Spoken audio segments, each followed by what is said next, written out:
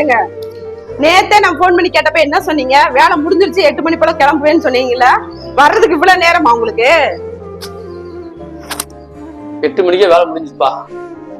12 மணி ஆட்டு மணி ஊருக்காரன் பூரா ஒன்று சேர்த்து கோயில் தரம் நடத்திக்கிட்டு இருந்தாங்க. திருவிழா முடிஞ்சு ரூபா தரேன்னு சொன்னாங்க. அதுக்காக நான் 12 மணிக்கு உட்காந்தே இருந்தேன். கடைசி பார்த்தா திருவிழா முடிஞ்சிருச்சு. முடிஞ்சு பார்த்தா எல்லாரும் அவங்க வீட்டுக்கு போயிட்டாங்க. நிர்வாகத்தவர்கிட்ட கேட்கும்போது இப்ப எல்லாம் போயிட்டாங்கப்பா, காலை பார்த்து போயிட்டாங்க. நான் அந்த டென்ஷன் வந்து படுக்கிறதுக்கே பண்ண முடியாது. அதுக்காக இங்க நான் என்ன சொல்ல முடியும்? வீட்டு வாடகை இன்னும் கொடுக்கல, கேபிளுக்கு கட்டல, இதுக்கெல்லாம் நான் என்ன பதில் சொல்ல முடியும்? கீழே போக முடியுது எனக்கு மோட்டர் படுத்து கூட சங்கட்டமா இருக்குது. முத கொஞ்சம் பொறுமையா சொல்றேன். நான் 12:30 படுத்து அதிகாலை இருந்துச்சு வேகமா ஓடி போய் அந்த தலைவரை பார்த்து காசு கேட்டேன். அவரு இருக்க நிர்வாகப்புறம் ஒரு ஆளா வர சொல்லி அவங்க கூடி பேசுறதுக்கே வந்து 1 மணி நேரம் ஆகிட்டாங்க. கடைசி என்ன சொல்றாங்க, அது சோட்டா இது சோட்டா ஏதாவது காரணம் சொல்லி எனக்கு அப்படியே டென்ஷன் ஏத்திட்டே இருந்தாங்க.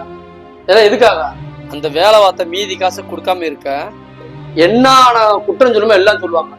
இதெல்லாம் பொறுத்துட்டே இருக்கணும். நான் வெயிலில் மழையில கஷ்டப்பட்டு வேலை பார்த்த வழியை விட இந்த வேலை பார்த்த காசை வாங்குறதுக்கு நான் பட்ட கஷ்டம் தான் ஒரு பெரிய மன வச்சு உண்டு பண்ண. சரிங்க, நீங்க இவ்வளவு கஷ்டப்பட்டிருக்கீங்க, இது தெரியாம நான் வேற படவடன்னு பேசிவிட்டேங்க. சாரிங்க. உன் மேல தவறல குட்டி. நம்ம வீட்டுக்கு இவ்வளவு கஷ்டம் வந்து உனக்கு தெரியும்.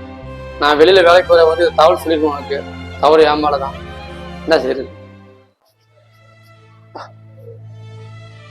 குடிக்க தண்ணி கொடுப்பா.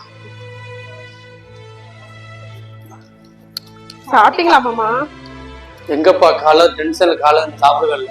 சரி வாங்க, கைகளை கழுவிட்டு வாங்க, சாப்பிடுங்க. இந்த பார்ட்டி எல்லாம் வந்து தொழிலாளி மனசை வந்து புரிஞ்சுக்கணும். அவங்களுக்கு குடும்பம் இருக்கு, வாழ்வாரமே அந்த உழைப்பு தான் அந்த தொழிலாண்டு. உழைத்தவனின் நெற்றி வெறிவை காய்வதற்குள் அவன் உழைத்த ஊதியம் பெற வேண்டும். அதுவே அவன் நடையின் பேர் இன்பம். அந்த உழைச்ச வந்து கஷ்டப்பட்டு உழைச்ச போது முடிச்ச பின்னாடி கிடைக்கிற சம்பளம் தான் அவனுக்கு பெரும் சந்தோஷத்தை கொடுக்கும்னு சொல்லியிருக்காங்க.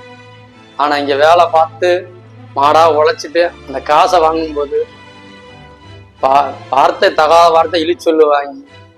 இந்த பாக்கி காசை வாங்குறதுக்கு படுற அந்த தொழிலாளர் கஷ்டம் வந்து ரொம்ப கொடுமையானது. எந்த ஒரு தொழிலாளர் இருந்தாலும் உழைச்சதுமே அவங்களுக்கு அந்த காசை உடனே கொடுத்தாங்கடா உண்மையான சந்தோஷம் அந்த தொழிலாளிக்கும் கிடைக்கும், அந்த முதலாளிக்கும் கிடைக்கும். இதை நான் அன்பான வேண்டுகோளத்தை வைக்கிறேன்.